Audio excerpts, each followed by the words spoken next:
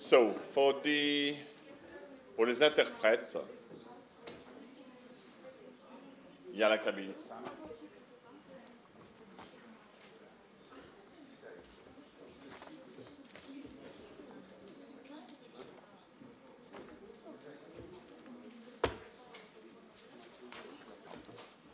Can you imagine? Can you imagine? How is it with the meetings in the commission? Okay, I will. Just hold on a second. Yeah.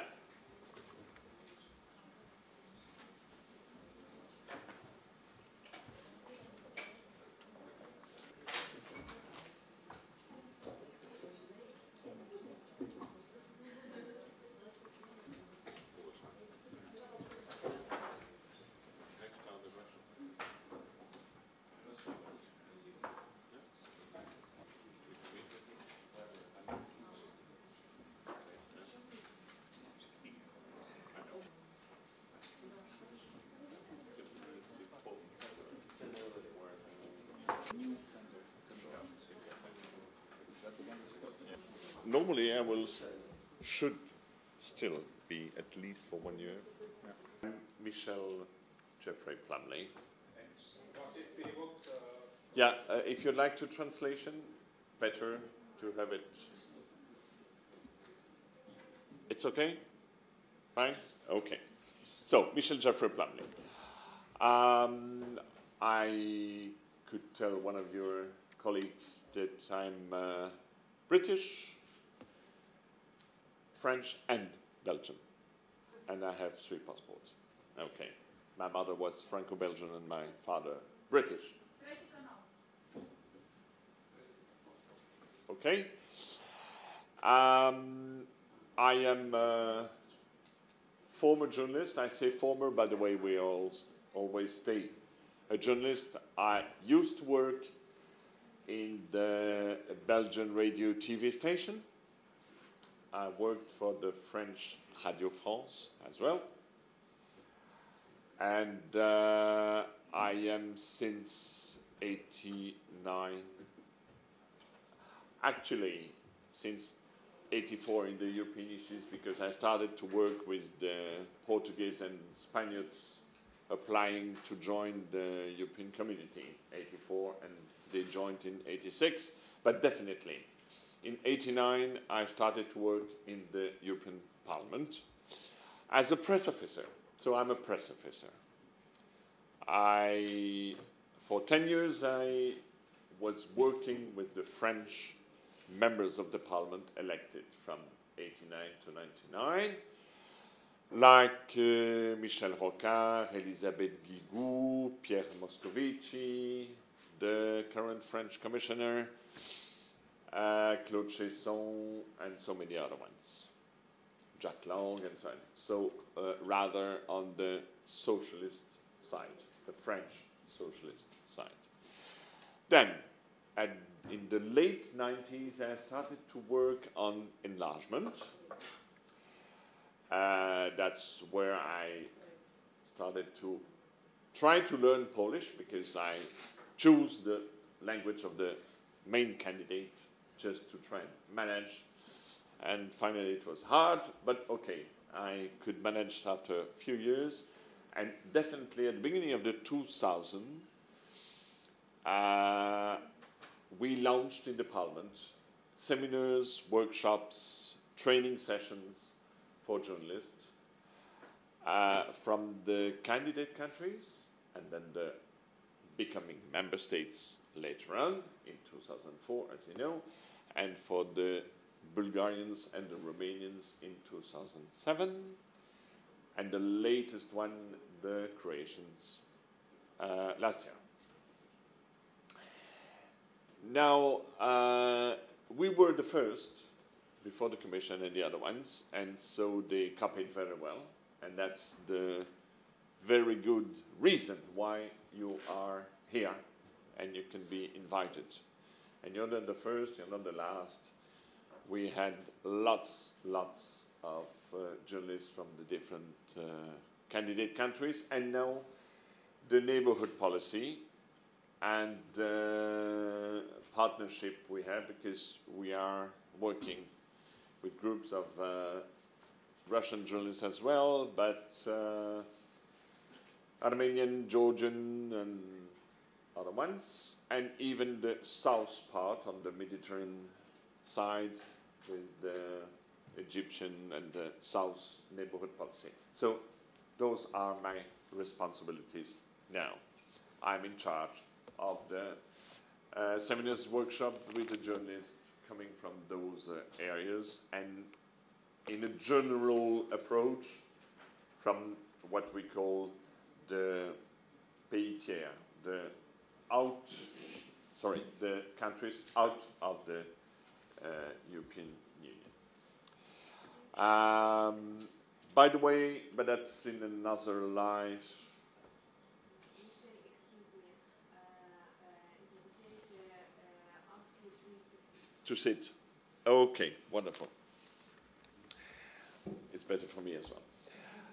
So in another life, and probably in the next life as well, I used to be, and I'm still, an anthropologist, to be clear, an ethnomusicologist.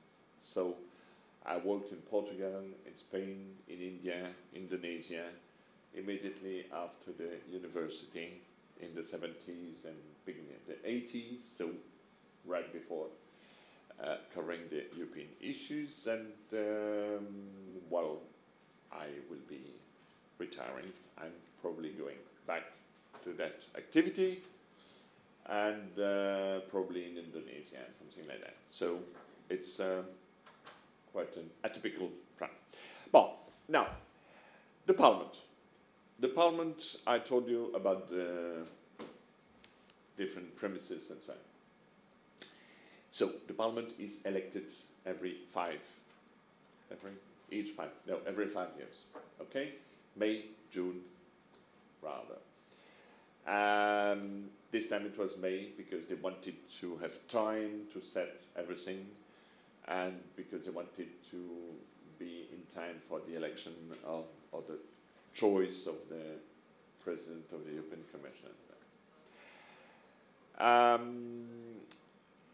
Each member state has its own electoral system.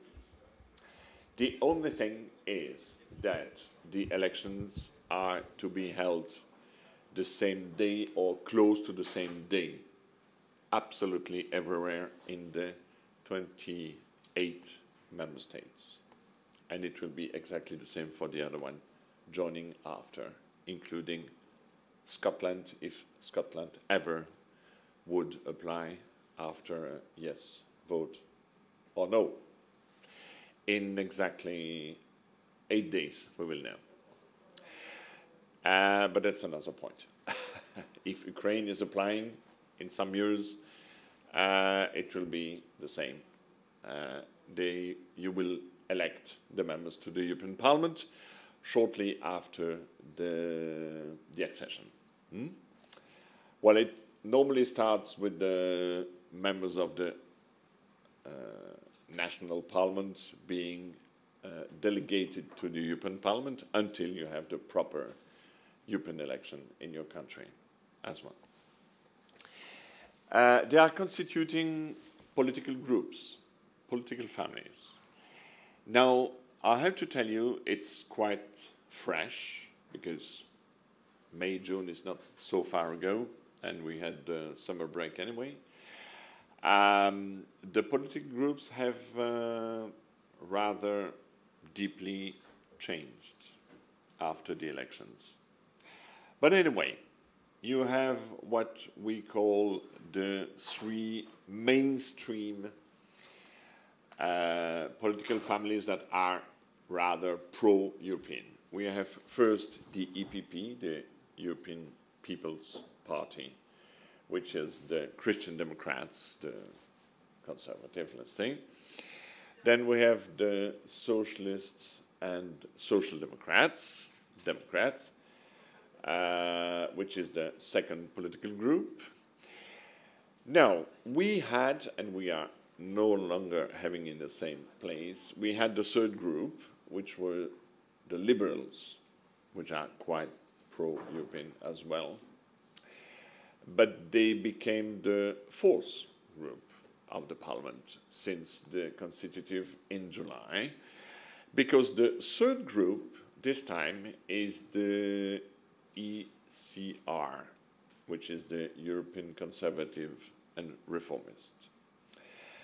Those are mainly the British Conservatives, so Mr. David Cameron's political party in power in London, and lots of other ones, including the Poles from the Kaczynski party, some Czechs, and rather quite a lot of other ones as well.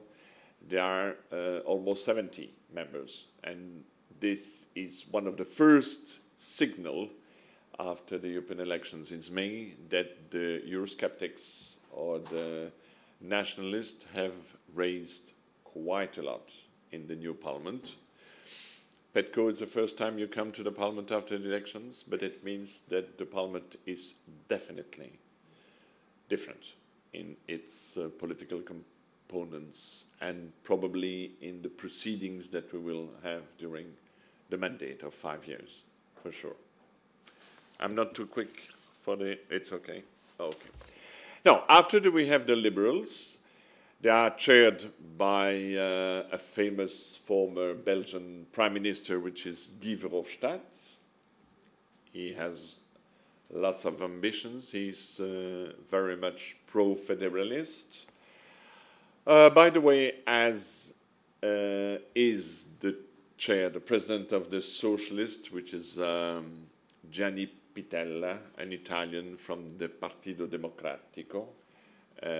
That's the party that could win quite well the European elections under the authority of Italian Prime Minister Matteo Renzi. By the way, since July and until end of December, we are in the Italian presidency, the current affairs presidency ruling every 6 months, as you know, probably. The chair of the EPP is a German CSU, so, I mean, the party in power in Berlin, and he's Manfred Weber. Now, after that, after the Liberals, we have the GUE, the Greens, the EFD, and then the non-registered. So the GUE is basically the European left. When I say left, it can be left without any connotations, but it can be also, and quite a lot, former communists and current Communist Party as well. You have the Portuguese Communist Party, the Izquierda Unida from Spain, you have one of the two Greek Communist Party, but you have Syriza from the Tsipras, which is a leader starting to raise quite well in Greece, by the way. And you have some left Nordics, Swedes, Danish, and so on. They raised, they could perform something like 52 members, and they were quite less before the elections. So that's the Eurosceptics on the left side. Then you have the Greens. They were formerly led by Daniel Cohn-Bendit and Rebecca Harms, the famous Daniel Cohn-Bendit. He retired from politics, so he's no longer back in the parliament after 20 years of activities. And now it's a Belgian, Mr. Lamberts, that is co-chair with Rebecca Harms in the Greens. The Greens are mainly Germans, a little bit, not so much this time, French. There are some Brits as well from the Scandinavian countries. Not so much from the Eastern and Central Europe, because the Green parties are not very strong, not existing almost. Neither in Poland, nor in Slovakia, not even in, well, Bulgaria. They are still hoping to have one day, but still waiting. And then the EFD, led by the famous Nigel Farage, the UKIP person, the leader of the UKIP. And UKIP is the party in Britain that wishes Britain to get out of the European Union. You know very shortly that during this mandate of 5 years and the mandate of the European Commission and the Council and so on, we will have on the table this United Kingdom issue, because they might have the referendum in 2 or 3 years' time to know if the Brits would like to get out or no of the European Union. So it will be one of the main issues during the following years, and it will be a little bit an earthquake for the European Union if they get out. So I was mentioning Scotland. Scotland, if they succeed to get out or to vote for independence, it will be a first earthquake, not only for Britain, United Kingdom, but for the whole European Union as well. So keep an eye on that, by the way. So that's the EFD, Europe for Freedom and Democracy. And they are definitely anti-European, they are definitely Eurosceptics, and they are intervening quite often and quite well, in the plenaries in Strasbourg anyway. And then the non-registrated. And the non-registrated are the members that could not fulfill the conditions to constitute a political group. And as an example, I would take France, because France is in a deep political crisis, as you know. And at the European elections, Mrs. Marine Le Pen was the first in the figure. The Front National, National Front, could perform 26 members in front of all other political families. But they could not constitute a political group because their affinities are so different with the Dutch, with the Italians, with the Greeks, and so on. So they could not achieve a political group, so they are in the non-registrated. Means that they are not sharing the cake, I would say, including on the financial support of the political groups, and means that they cannot take the floor in the same way in the plenary, and so on. Okay, they are, because in the plenaries you have very strict rules according to the proportion of the political groups to take the floor, to participate to the debate, and so on. Those are for the political groups. Remember, main point, the political groups are not only political parties, they are joining around political affinities. That's very, very important to understand, because it's the European stage. I mean, a French socialist is not necessarily the same than Italian from the Partito Democratico, although they might have some roots in common. It might be different from the Polish SLD, the former communist that became the Social Democrats, and so on, and so on, and so on. The same in Bulgaria, taking the Petko's country. I mean, the BSP, the Bulgarian Socialist Party, is fundamentally coming out of the former Bulgarian Communist Party. They are all in the socialist group. They are all among the Social Democrats, including with the British Labour, the Dutch Labour, and so on. Okay, this is important, because if you don't fix that in your memory, it's difficult to understand sometimes how the votes are happening. Because sometimes you can have some votes according to some reports and topics, then the socialists are voting according with different political majorities. But they can change the vote if it's national interest or if there is another topic. And this is the other point that you have to remember and understand very well. No political force in the parliament has the absolute majority. It's impossible. So they necessarily have to constitute coalitions, I would say, agreements, and to negotiate all the time, when there is some reports, resolutions, votes. They have to get together and discuss and then negotiate. So de facto, we have a kind of a great coalition, by the way, between the Social Democrats and the EPP, Christian Democrats, a little bit like if we would be in Berlin with the great coalition in power. Because, and then for the votes, they need very much the support of the liberals most of the time. Otherwise, they wouldn't reach the quorum and the majority.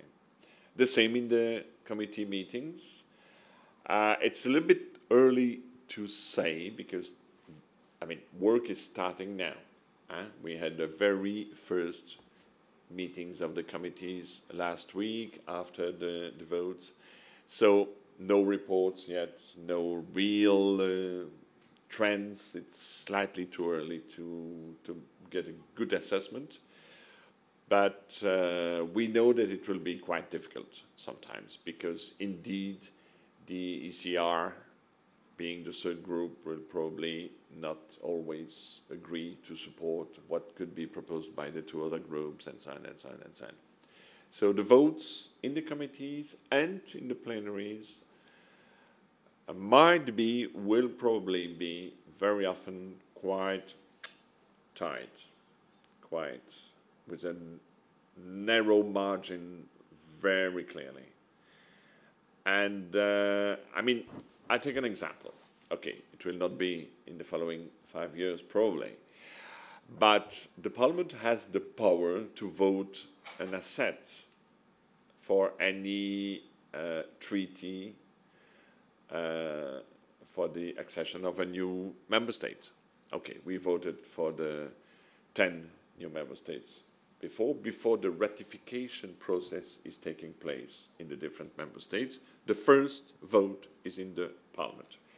For Ukraine, we would be at the very end of the negotiations. The Council, the European Council, would conclude it's okay, fine.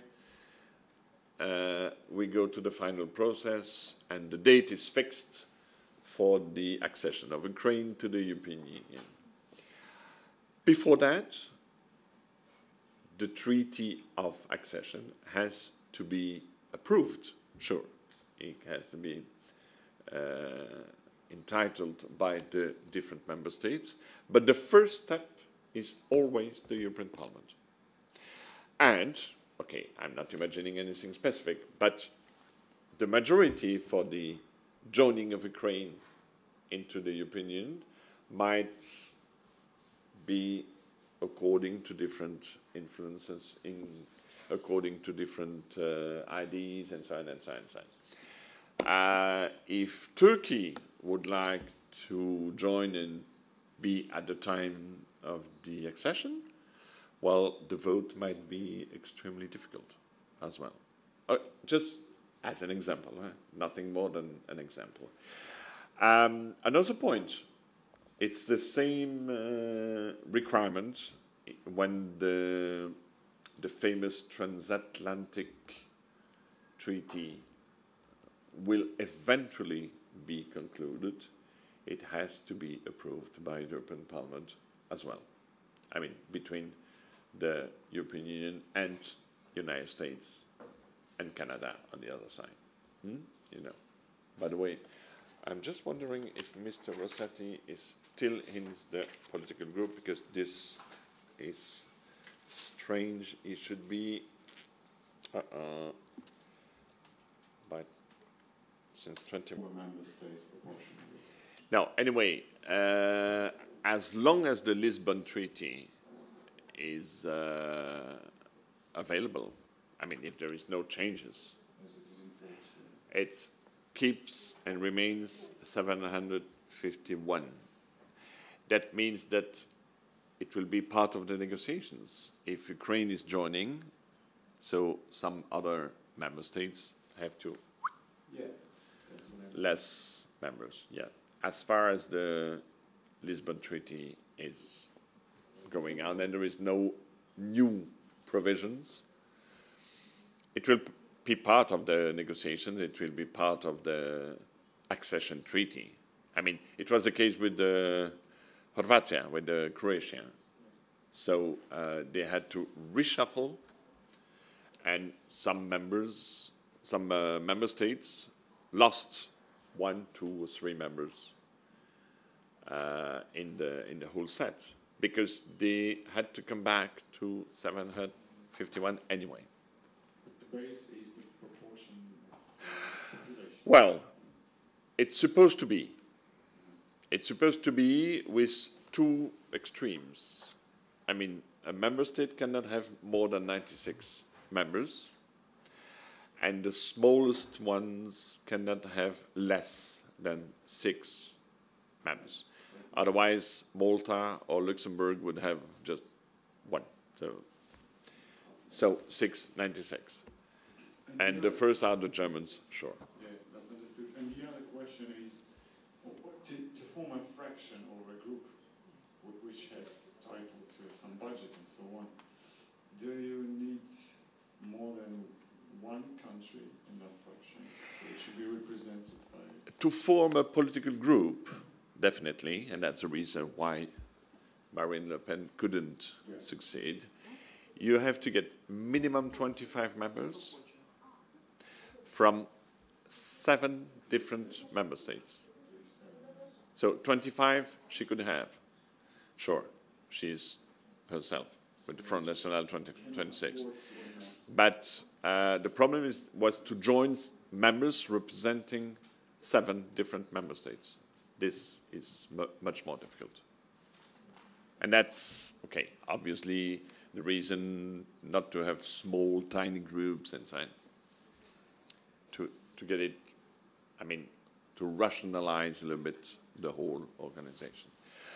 Now, you know, okay, it's really too early to say, really too early. But some ones would like to have a new treaty. They are talking about ideas or tracks to start to discuss, to have changes in the treaty, including, you know, if ever Britain, okay, it's not done, not even the referendum is fixed, so it's pure speculation. But if ever Britain steps out of the European Union, well, this will provoke necessarily a change of the treaty, obviously, because they will have to discuss everything back.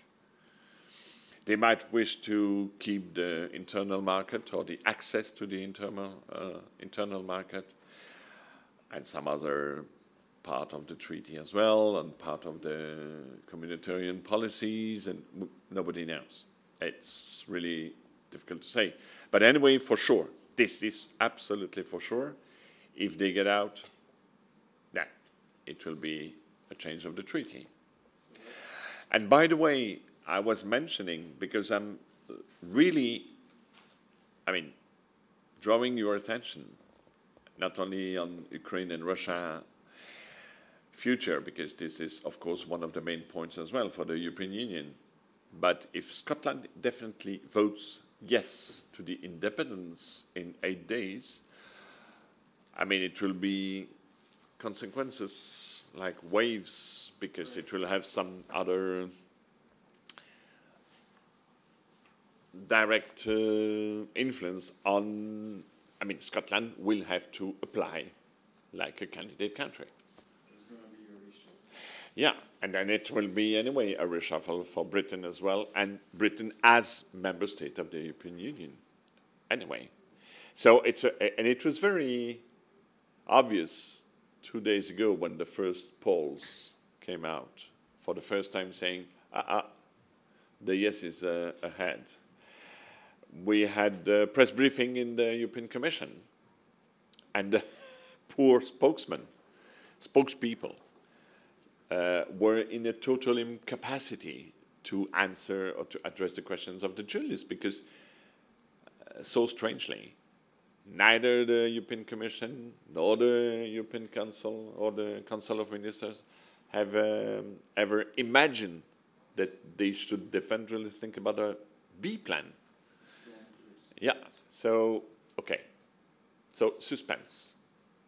And, okay, currently, for the new Parliament, the new Commission, and the Council of Ministers and the European Council, we are having four main working, we say in French, chantiers, and working sets that would be, sure, the Ukraine-Russian developments first.